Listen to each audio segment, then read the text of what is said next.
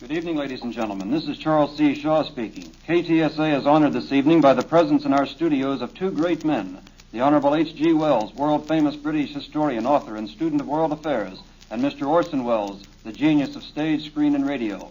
This is the first time that Mr. H.G. Wells and Mr. Orson Welles have appeared together. In fact, they met for the first time only yesterday here in San Antonio. But this is not the first time that their names have been linked. 2 years ago, Mr. Orson Welles adapted Mr. H.G. Wells' book, War of the Worlds, for radio purposes, and you know the rest. Revising the story somewhat, Mr. Orson Welles depicted an invasion of the United States by men from Mars. Although he explained it numerous times during the program that it was fictitious, the country at large was frightened almost out of its wits. Men called radio stations offering to enlist against the Martians. Others were panic-stricken. The realism of the production, frightening though it was a tribute to Mr. Orson Welles' genius. And thus the name of Wells, H.G.W.E.L.L.S. and Orson W.E.L.L.E.S. became linked. Mr. H.G. Wells, in the opinion of many, is the world's most famous man of letters. He has come to San Antonio to address the United States Brewers Association, and Mr. Orson Welles is here for a town hall forum address Wednesday. In this meeting of great minds, I feel rather inconspicuous, and the less I have to say, the better you listeners will like it. But first, could I interest you gentlemen in a discussion of Mr. Orson Welles' broadcast of Mr. H.G. Wells' book, The War of the Worlds. Are you turning the meeting over to us, sir? I am, for the moment. He's turning it over to us.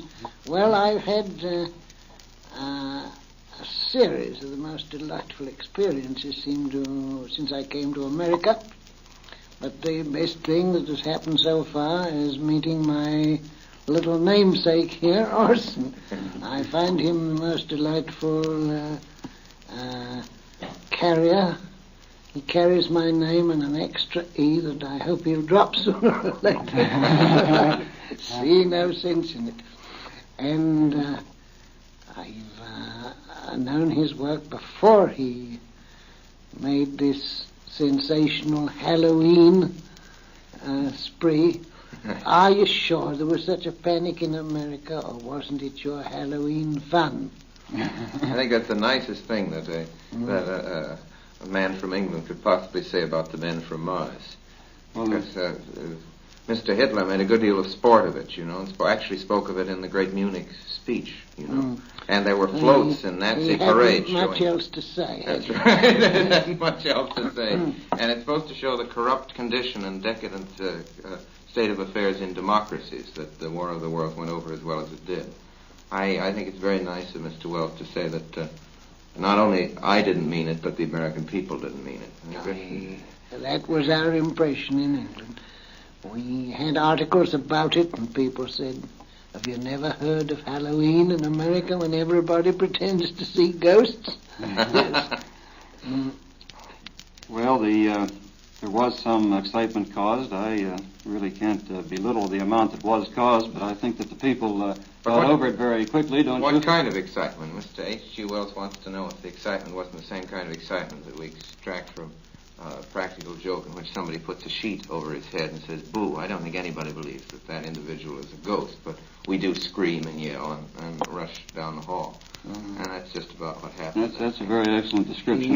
You aren't quite serious in America yet. You haven't got the war right under your chins, and the consequence is you can still play with ideas of terror and conflict. You think that's good or bad?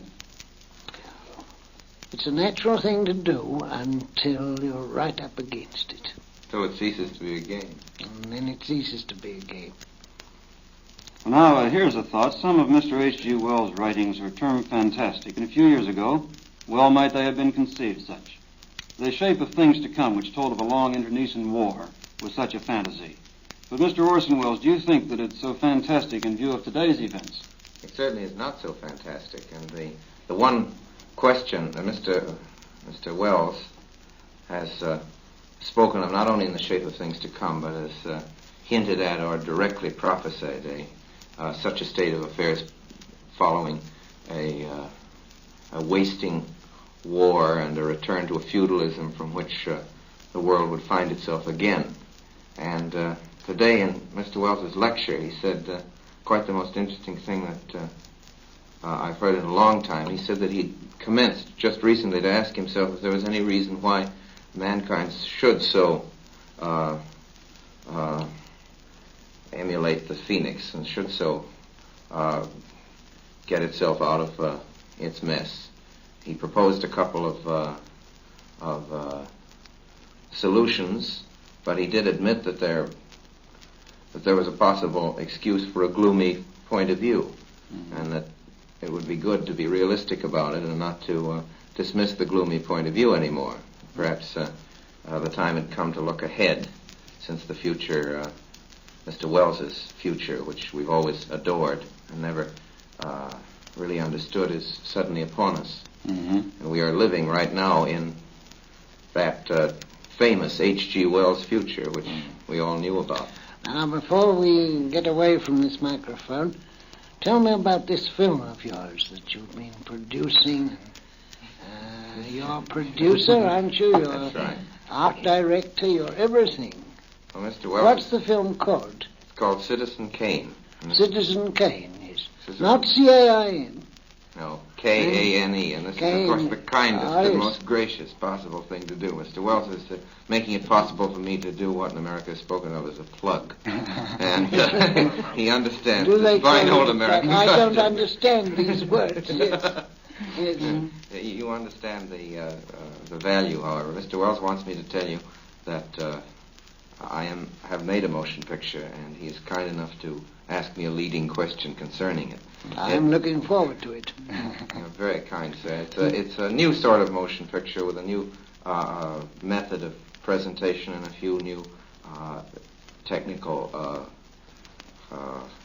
experiments, a few new methods of telling a picture, not only from the point of view of writing, but of showing it. If I don't misunderstand you completely, I think there'll be a lot of jolly good new noises in it. What do you think? I hope so. I think a few jolly good new noises are what the motion pictures could well afford these days. I hope you're right, and I hope there are some jolly good new noises. I can think of nothing more desirable in a motion picture.